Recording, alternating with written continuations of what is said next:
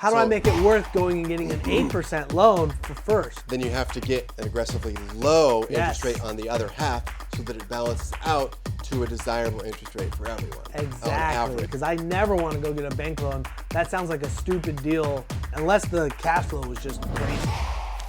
I'm a real estate investor. I'm sharing everything I know about Subject to in a way that complete beginners understand. This guy is John Pratt, our fearless novice, diving headfirst into the world of Subject to real estate deals. Watch as I start him on the path. I'm your guide, Kyle Kargas, and this is Subject to Real Estate Secrets, the path from moron to millionaire. Welcome to Subject to Real Estate Secrets, the path from moron to millionaire. Subject to real estate is when you buy a piece of real estate, the seller gets to move on, but you didn't have to go through a bank. You just got to buy it and take over their existing mortgage. Welcome back. Welcome back, John. Thank you. Woo! A lot going on. It is a lot going on. Okay. I'm excited. This episode is going to be cram-packed Yes. of information. Okay. I have an idea of some of this stuff. I think you do too. Let's start off with the homework though. I think everyone's wondering. They know exactly what I told you last time. John, how did the homework go? How has your week been? Fill me in. Yes. So a huge part of the week was spent like setting up. I had an email problem last week. Something. Right, correct. Like deliverability. I got in some spam list or something. I had to take care of that. Okay. So I started blasting yesterday, and I sent 23. I got 4 responses, 2 conversations, and 1 appointment. Okay, so real quick. Yeah. So it took most of the week to fix the problem, Yes, is what you're totally. telling me, Yes, correct? It was a stupid thing. Okay. Yeah. These are numbers for yesterday. Basically one day. For one day. Yeah. Okay. One more time. Yeah. What were the KPI numbers? for LOIs sent Yes. was 23. 23 LOIs emailed out. KPI for how many responses of those 23? Yep. 4. 4. How many conversations? 2. And how many appointments? 1. Okay.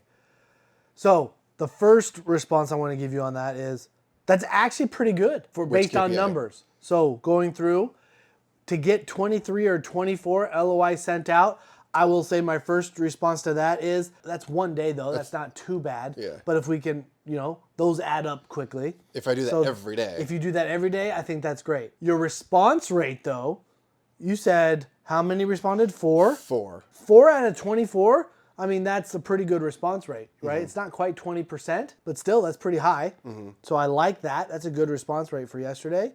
The fact that you got 2 of those on the phone, that's 50% of the people that responded you got on the phone. Yeah. That's really good, Yeah. right? And then of the people you got on the phone, you got an appointment, you had a 50% quote close rate for you by setting up an appointment. Yeah, with right? the appointment, yeah. So actually yesterday was fantastic. Awesome. So do you see why it's important to know numbers? Totally. So last week, I was super pumped leaving the studio. Okay. Because of that. Because in any business, in any endeavor, in any action, going into it, you don't always know what to care about. Right. Knowing the KPIs that you gave me last week, now I have a million things that I don't care about. Did you need to make a business card? No. Right? Guys, what's everyone trying to do first? I need to create a logo and a business card. Otherwise, I can't do business. No, it's not true. Like that's the thing that's stopping them. Yes. That's the thing. Look, I get it, because as soon as that is the thing that's stopping them, sure, go spend 5 minutes on Canva. Right. But guess what? Even if you make a little logo, it doesn't have to be fancy because people do not look at the logo. They look at how you benefit them. They don't care. Now, I know you have a website too. Do you think you even needed to have a website to do exactly what you're doing? I think so, because I think a lot of agents are getting blasts. When a listing goes to high days on market, let's say it's 100 days out, right? Yep. It's been on the market for 100 days. They're going to get hit with a lot of LOIs at that point, or somewhere in there. At that point, they get to pick and choose who they even pay attention to or even acknowledge exists.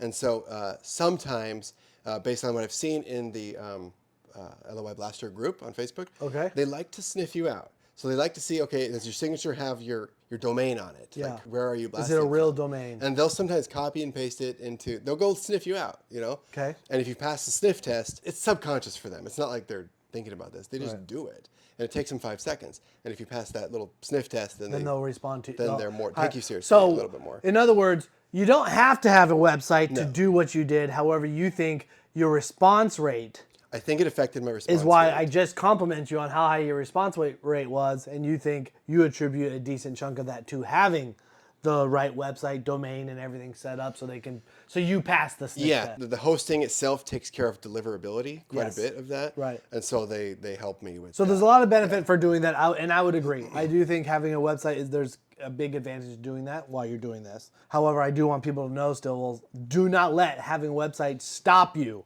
from sending out LOIs. Until it's the thing that's stopping you. Right. Yeah. If you're not sending them, the thing is stopping you is sending them. Yes. Yeah, okay? absolutely. Zero chance a website would help in that scenario. Exactly. So, gosh darn it, send out the LOIs, right? And then, yes, work on the website. And guess what? You send out the LOIs, but you're not responding to them. Who cares if you have a website?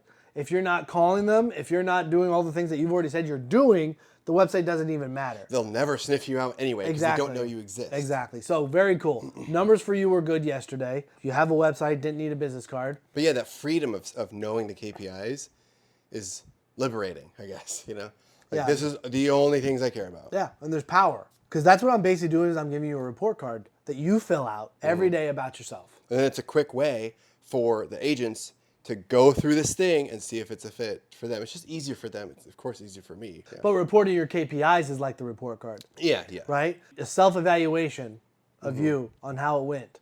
Because if you wouldn't have written down those numbers, there's a chance that you worked yesterday and you're like, oh, and you might be feeling depressed because you didn't either get a deal or something, right? And you're like, today was a crappy day. Little did you know, just by recording the numbers, yesterday was a great day. It was not, It was a great day. You had great responses, response rates all across the board, and you got a lead set up. Like, that's fantastic, right? So I wanted to start with that today because I want everyone to know, and including you, you can feel right now, you feel different. You were pumped when I told you to go do it, but now, once you did it on this one day, can you imagine the benefit of when you can do it all week, 2 weeks, all month, and you go back and look at these numbers? And now I go, John, so where's the issue? How much easier for you is it for you to go back and say, I know the issue is right here? That's huge. That's like crucial. Yeah, I'm like, John, where's the leads? And all of a sudden you're like, actually, I'm getting on the phone a lot. I have a lot of conversations. Okay, well now we know, is it a closing problem to get John? For some reason, you haven't been asking to set the appointment. Right, that would be literally. Issue, I have helped people do that. We had a call like that. Remember a couple episodes ago? Yeah, I was like, I made you go back and call. Yes. Right, and I was like, John, why didn't you ask for the appointment? Yeah, you're not alone in that. I've helped other people the same thing, and all of a sudden I'm like, you're never asking for an appointment. That'll do it. And there you go. Now you knew exactly what the problem was. If you weren't having a lot of conversations, it's like, oh, keep going backwards until you find the problem. Yes. Okay? So there's the power in KPIs. And guess what? It doesn't matter how big you get as you keep growing your company. Every company has KPIs. $100 million companies have KPIs. Thank you for sharing those numbers. Yeah. I know it also exposes you. Part of your homework now every week is you're going to be reporting on how your numbers went for the week. We could even do that at the top of the episode, just like this. Top of the episode every time. Yeah. I want people to know and be like, hey, did John do his homework, his real work, right? Is those calls and those things, right? And if they're super low, it's like, oh, John's not likely to get a deal right away. Well, you said one lead. You got a lead. Yeah. And I called that lead yesterday. Yeah. Okay? Tell me a little bit more about how that went. I felt like on this call, this was yesterday, that I was like way over my head. Like he was telling me all these details. I'm like, I didn't say this verbatim, but my point is like, look, let me just hand you off. He has all the answers for all your questions that you're trying to tell me to tell him so he can tell me so I can tell you. It's like, why? And is that wrong? Is that what you're supposed to do or not supposed to do? No, I want to hand him off. Right. Yeah. And is it bad though? Are you supposed to have all the answers, John? I don't. No, I'm not. You don't. You're not even supposed to. No. So you don't need to feel bad at all. I don't even want to talk about these things. Like sure, I want to know about them though. That's what I want to bring to you on this episode. He was in a hurry though. I'm acting as this humble appointments that are trying to get handoff. One of the things he threw at me was this reverse mortgage thing. So I need to ask you not just about reverse mortgages, but we'll focus on that at first. And then I have a whole like speed round of questions I want to throw at you to teach me. Really, it's a selfish reason. Okay. I want to learn, but also for the audience. With John, X, if you have these Y, questions, Z. they have these questions. Yeah. I love this. So the first one is contained in this story, the reverse mortgage. How does creative finance, or could it even work with these reverse mortgages? First off, you probably want to know what a reverse mortgage is. A reverse mortgage is when you already own the whole home, free and clear. You go to the bank and the opposite. Typically, you go get a loan. They're going to send in a bunch of money to pay for the house, and each month you are making a payment to pay down your balance. That's the loan, right, that we all know and love, whether it be a car, a house, etc. A reverse mortgage is when you already own it free and clear. You go to the bank and you go, I need to get some of my equity. Now, some people would say, oh, we'll just go do a HELOC. And you could, okay? But the problem is most people that go get a reverse mortgage is because of lack of income. They could go get a HELOC and pull out $100,000 and they could use that to live on. But guess what? They now have to also take some of that money to make this payment. Yeah. Okay? So what a HELOC is, they go, okay, no problem. You have all this equity. We will slowly give you, John, money every single month that comes out of your house. Yeah. You own a house for $400,000, they start sending you $1,000 a month. Right? And eventually they're going to own your house. They're making payments to you. They're making payments to you, so your balance is getting bigger and bigger and bigger. Yeah. So why would somebody do this? Usually they're on the tail end of life. So they're like, hey, I have 10 years left on my life or less. I have no money. How do I fix this money I need to be able to do this? Sometimes they do it when they don't have kids or people like that, but sometimes they still have children. But they're like, yep, that's okay. I will live on the equity because that equity was given to me over the last 30 years. They're basically selling their house slowly but surely. They're selling their house slowly but surely. And then when they die, the house gets sold and whatever that balance is gets paid off. So that's what a reverse mortgage is by definition. That doesn't seem like it could work at all with, for example, sub 2. The short answer is, can you do a reverse mortgage subject to legally, and is it possible? The answer is yes. Okay. But would you want to? That's always the second question, okay? There's probably other situations like this that we should go over, but there are times, what can you take over subject to, and do you want to? Those are the two questions. With a reverse mortgage, yes, you can. Do you want to? Most of the time, no. If your strategy is a long hold, 5 years, 7 years, 10 years or longer, most likely, guess what? You don't want to take over a reverse mortgage because your balance is actually going up. It's going up right? over time, yeah. You will, the whole product is designed around the person having a limited amount of life left. And if you're, especially if you're younger, but you're all of a sudden you just took a product that was supposed to be set for a shorter amount of time, and maybe now you think you might have 20, 30, 50, 70 years left if you're only 20. Yeah, so it works Right? against a long time horizon. Right. It's fighting. Exactly. You don't want a loan like that. You want to be paying things down, right? Because if you're holding on to this property and the value is going up, the property might not go up. It might go up slower than what your balance is. Yeah. And yeah. you could be losing big Sure. time. Okay. However, there are times where you do want to take over a reverse mortgage. Most of the time, this would be in a short time span. So, for example, let's say a house is in rough shape. I'm competing for a cash deal for a fix and flip. How can I increase my offer to beat out my competition if I cash, find out that the seller has a reverse mortgage? just buy it cash. I don't know. Well, so I could buy cash, which is what I'm already trying to do. Let's say all these offers are coming in around $200,000, and the seller's like, if I could get 210, you'd have it. Guess what I can do? I can tell him, oh, what type of mortgage do you have on it? Okay, got it. Oh, it's a reverse mortgage? Yeah, nobody likes those. Okay, you know what though? This is a fix and flip, so I'm going to buy it. I'm going to come in with my $75,000 to fix it, and then I'm going to sell it. Could I buy it subject to the reverse mortgage instead and give her $10,000 more? I see. In exchange, I'm giving her more money, but I'm getting something else. Yes, it's a reverse mortgage, but does a reverse mortgage really hurt me if it's like for 6 months? Depending on this exit strategy, no. On this exit strategy, 6 months of receiving extra money and my balance going up, I can calculate exactly how much my balance would go up. It's just your ticket how in. much it's going to cost me. Well, and if I pay her $10,000 more, well, by doing this, I lost $10,000 more. And the reverse mortgage, let's say it cost me $5,000 more, I could be out 15 grand more, or in other words, be worse off $15,000 in this exact situation. However, what's my benefit? Well, if I was going to go get a hard money loan, I would have had to put usually 10, 15 to 20% down cash to buy that. If it's subject to, I could technically do a zero down subject to where it took no money out of my pocket to actually buy the house. So that saves me cash, which is money. Number two, hard money loans usually charge points. Okay, what points are is fees, upfront fees to get a loan, and they're going to charge really high interest. So over a 6-month span, what if I have to do a loan that's 2 points on a $500,000 loan? I'm like, ooh, 1 point is $5,000. I might have a fee of a $10,000 fee to get my hard money loan to go do a normal flip. Wait a minute, I just paid her $10,000 more to take over her loan. Do you see how that ended up being a wash financially? No, but I will go back and listen to this episode in slow-mo with a piece of paper and be like, what? I love figure it all out. I wonder if anyone else followed me, okay? So if I'm going to buy this house, I'll explain it kind of slightly different. See if this helps everybody. The cost of me to acquire this house is I need to get a loan.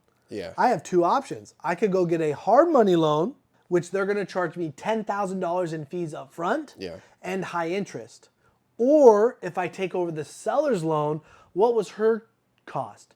She wanted $10,000 more in purchase price. So if I take over her loan, it costs me 10 grand more. If I go get a hard money loan, it costs me 10 grand more. But it's actually better for me to take over her loan because her $10,000 doesn't have to be cash out of my pocket right now. She wants it in the purchase price, right? If I'm like, oh, okay, yeah, I'll give you that higher price when I sell it. Yeah. Okay, I have a bunch of things I could do, right? But at the end of the day, it's still kind of a wash when you come out to the end of the numbers. I'm spending $10,000 to get this loan. I'm spending $10,000 to get that loan. Yeah. Okay. I see that. However, if she has a reverse mortgage, I'm getting paid money. I have to pay that back. But if I get a hard money loan, they might be charging me 10, 12, 15, 18% interest. I might be spending $2,000 a month in interest to the hard money lender versus getting $1,200 a month paid to me, which I have to pay back, but they gave it to me. Yeah. Right? So it's like, okay, I'll just turn around and just pay that money back at the end. When you're done with it. When I make my profit. Versus I lost all $2,000 every month to the hard money lender. In short and in summary, there's a lot of fees that come in to getting a hard money loan. So in a short time frame, if the reverse mortgage is not going to hurt me, I can take it over subject to, sell the house 6 months later. When I sell the house to my end buyer, the reverse mortgage gets paid off. Yeah, they're out. They're the reverse out mortgage people are out. Because the new buyer's got a new loan. Yeah. I got all my money. I made my profit. So the reverse mortgage didn't hurt me at all. In fact, it allowed me to get the deal because no one else was willing to spend $10,000 more for that house. But I found a way to do it. I have more. All right. A little that was speed reverse round mortgage. of I want to ask you, like, can creative finance work with ... X, Y, Z, right? I'll ask you a speed round. Okay, but great. first, I want to go through definitions for myself, but also for the audience. Okay. So, like, will you define creative finance and distinguish it from cash offers? Cash offer, I think people do understand that. It's just you're bringing cash from your bank account or out of your pocket. You're bringing all of it to the closing table when it's time to buy, and you walk away owning the house. There's no loan involved. There's no loan lending. involved, right? That is a cash deal, okay? Creative finance, right, always has to deal with a loan of some sort, but it's a non-traditional loan. So it's not you are not going and getting a new bank loan, okay? Or if you are, it's in combination with something else that's creative, okay? So most of the time creative financing is like subject to, there's an existing bank loan, right? I'm not going out and getting a new one. I am just taking over the payments for that existing loan, okay? Creative finance is also seller financing. There's no bank involved. I'm buying a house from you, John, for $300,000, and you become the bank. Bank of John. Yeah. Hey, John, it's worth $300,000. I'll give you $20,000 and start making payments to you, the bank. Yeah. And until I pay that off, you're the bank. That'd be seller financing. There's times where we combine the two. You might have a bank loan for half of it, and I take over that loan, and then you seller finance the other half. Not a bad situation for anyone. Not a bad situation, right? And so there's more things like that. Like, for example, there's also what's called a Morby Method. This is kind of unique. I have a deal right now that I could possibly lock up doing this exact thing. And basically, they need too much cash because with most subject twos or seller financing, we want a low down payment. This person, the house is only worth 300 and change, and they want 150 grand cash. Wow, yeah. So normally, what would my answer be? No. It would be no. Now, we always still try. I would rather buy them in these other ways that I just explained creatively. But here's another creative one called the Morby Method, where I go out and get a bank loan, which I don't like doing, John. Yeah. You have to jump through so many hoops. But I don't get a bank loan for the full amount. I'm going to get a bank loan for the $150,000, so say 50% of what the house is worth. Is it a mortgage or just a different type of loan? A real mortgage. Okay. So I go out and get a normal mortgage, and right now mortgage rates are around 7% for a traditional homeowner, probably more like 8.5% for an investor. Okay, so that sucks. Do I want to go out and get a loan for 8 and 8.5%? No. If I'm only doing that for half of the balance, and then they do seller financing for the second half, how do I offset getting a loan for 8%, 8.5% as a whole?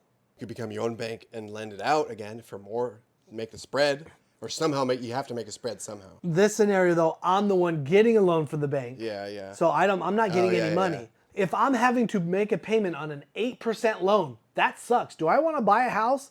Why? That would not be a deal if I had to go get a bank loan for the whole thing at 8%. As a buyer. Yeah. But I'm getting a bank loan for half of it. What about the second half? You're seller financing it. Seller financing it. So how do I make it worth? Oh, I see. How do I make it worth going and getting an 8% loan for first? Then you have to get an aggressively low interest rate on the other half so that it balances out to a desirable interest rate for everyone. Exactly. On average. Exactly. Because I never want to go get a bank loan. That sounds like a stupid deal creatively to go get a new loan for 8%, unless the cash flow was just crazy. So on this specific deal, I'm going to go look at the numbers later today. Can I go get a loan for 8% on the first half? What's that payment? And then seller finance would need to be, what if it's 0%? Yeah. I could then have a 4% average for the whole house. That's wild. Yeah. That's not a bad deal to get a 4%. Yeah. Now, what if I have to give her a percent or something like that? Then it's 5%. I have to know where my threshold is. You could be even more creative. And so we won't go into more details, but that's what creative finance is doing things different than just going and getting a traditional bank loan. And for those who just came in on this video, this is the first episode they've seen. Yes. Can you quickly distinguish like subject to from a loan assumption? So and is that creative? Actually almost the same thing. The difference is the ownership, whose name is still on the paperwork for that loan. And what's funny is that's even murky. Because what most people don't know, and yes, you're hearing this correctly, when you sell a home on an assumption, that's when someone wants to take over your loan and they go through the bank. Yeah. They go through this long, arduous process. They have to qualify for their credit again. They have to jump through all the same hoops. And then their name then gets put onto that new loan. And what most people think is that your name as the seller gets completely removed from that loan. It is actually false that the seller's name actually gets removed. It does partially. The new person does go on there and it's their loan. But what most people don't know is that sub-lower level, that seller, if the new buyer and owner fails to make their payment, they are still, it can come back to them. Before it hits the bank as the responsibility, it hits the seller. So the original seller can still be on the hook. The difference is that because you did it correctly with an assumption, it's easier for the original owner to go get a new loan. The bank looks at it as differently, right? Like they do mostly look at it like the new owner, the new borrower is completely responsible. But in the contract, the seller is still on the hook to some small degree. Yeah. Okay? So that's what an assumption is. Taking over the loan completely, going through the bank. Subject to, I don't want to talk to the bank at all. The bank is not even part of it. Who cares what the bank thinks? Yeah. Right? Bottom line is, you're basically doing an assumption through attorneys. Hey, attorney, write up the paperwork so that way I am agreeing to take over this loan. That's exactly what you're doing. You're just not getting the bank involved whatsoever. So there is paperwork showing that I am now responsible for this loan. However, what do we not change? The paperwork at the bank. still says that the original seller is responsible for that loan. Now, a lot of people, when they hear the bank is not involved, or what they hear is this is shady, or some people, even some real estate agents, think that subject to is illegal. Can you explain why they think that and why it's wrong? I wish if I had my phone, I would show you. Okay. Subject to is even taught in real estate school. Like it's a real legal thing that can be done, and it's done on a lot of stuff. Okay, so just doing subject to in general is not illegal by any means. But, and I think most realtors and anybody else would agree, like if they thought it was illegal, it's probably more of they're thinking, oh, well, without working with the bank to do it, they feel like maybe makes it illegal. The funny part is just go look at the contracts. Go look. Go look at the contract. Yeah. When you buy a house, the whole thing's mapped out. The whole thing says, this is what you promised to do. If you don't do what you promise, Then this these are triggers. the recourses, right? This is the recourse. This is what the bank can do and or will do. One of those things is called the due on sale clause. So it actually says in there, it does not say that you do not have the right to sell your home, Right. right? You do have a right to sell your home whenever you want, right? So when you sell your home subject to, you are literally doing something that you have the right to do and sell your home. However, the due on sale clause is the bank holding onto a right that they have in that contract. And the right that it says and they have that they have is, if you do, John, sell your home, I'm holding onto the right that I can call this loan due if I want to. And as the bank, I want to hold on to that right. Do I have to call it due? No, I don't. But it's a right that I have, and I could call it due at any time that I want. Technically, it's a breach of contract, but you're really just executing on the contract. Yeah, is it really a breach? I mean, it's written in there. Most of the time, though, a breach of contract, you promised to do something, and then you didn't do what you promised. However, just like any other contract you do at all, if I were to sell you a car and you're making payments to me, and then we write in there, John, if you stop making payments to me, I can take this car back from you. Yeah. Well, technically, if you stop making payments to me, you're breaching the contract, and what I can do by taking the car back is the resolution to that breach. Yeah, yeah. That's all it is. built in. Breach of contract sounds worse than it is. All it says is you didn't do exactly what everyone was hoping would go perfect. You're resolving that breach by exactly what's written in the contract. And in this case, the bank, you sold your house. The bank says, okay, they did not follow through with that part, and now here's our options. Yeah. Do I want to call it due? Yes or no? So all you're doing when you're breaching that contract Yep. is you're triggering an option for the other party. Yep. And then you need to ask yourself, are you okay with them exercising that triggered option? That's all they're doing. And are they exercising it on you or Yeah. the new buyer? Yeah. Who. Yeah. What are all the consequences of Yeah. them executing on that Okay. after that trigger? What those option is, and what that is them calling it due. And guess what? We know exactly how to deal with the due on sale clause. There's so many options on how to resolve that, how to fix it, how to deal with it, that it's like, yeah. Worst case scenario, if they call it due, we know exactly what to do. Okay. Yeah. Right? Yeah. And the bank's completely satisfied. So Yeah. there's no issue there. Okay. But great question. Speed round now. Okay, I have all the as I teased earlier, maybe I can shouldn't do creative finance work with? Some of these will be easy and like self-explanatory, but I want to cover all of them at any rate. Okay. An FHA. Yes, you can do creative financing, take over an FHA loan. Okay. The main thing you need to know about that is the original borrower can only usually have one FHA loan at a time. So if you take it over subject to, it's still in their name according to the bank. They might not be able to get a second FHA loan. They can still get a different type of loan, like a conventional loan or a VA loan or a USDA loan, right? But outside of unique circumstances, they can't get a second one. But the answer is yes. I take over FHA loans all the time. Can creative finance work with a construction loan? So yes, with a construction loan, you can take it over subject to, okay? This would be used well if someone was working on building a new house and they had a construction loan and something happened and they lost funding. This could be health reasons, this could be divorce, it could be all sorts of things. And you're coming in and stepping in to finish the project. You could then take over that loan subject to. Once again, this is going to be similar to a reverse mortgage, and similar to more like a hard money loan that you might ask, but you probably don't want to hold on to it long term because that loan is not designed to be a long term loan. Yeah. Right? They charge very high interest, and they'll usually have a certain term length. So if you ever do take it over, you need to know and have your plan fully mapped out so you know that you can be done and out of it and have that loan paid off before the end of the term. Can creative finance work with an existing seller finance? Ooh, yes, it can. In fact, we're going to do an episode here shortly, right, about an update for that condo that you've been working on. So we'll fill you in and everybody else. However, that condo had a seller finance note already attached to it, right? So the current owner had gotten a seller financing from somebody else, right? And they were going to allow you, right, to take that over. Yeah. So yes, you can take over an existing seller finance note subject to.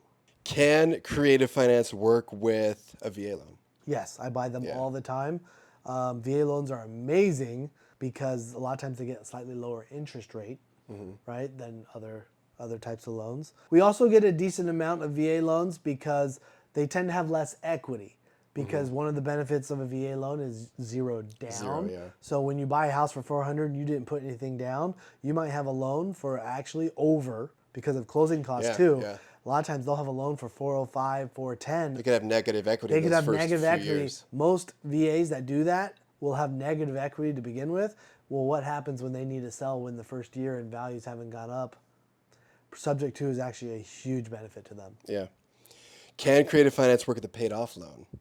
No, it can't work with a paid off loan because once that loan is paid off, it's gone. It doesn't exist. There is no loan to take over. So that would pivot you to, if it's paid off, it's owned free and clear, you should go try to negotiate a seller finance. Which is creative. Right. But when you hear that, no, we just paid that off. That's what you want your brain to go to is, oh, there is no loan, so there is no subject to. This is a seller financing conversation. And we already talked about reverse mortgage with that story and how that works and how it can and can't work.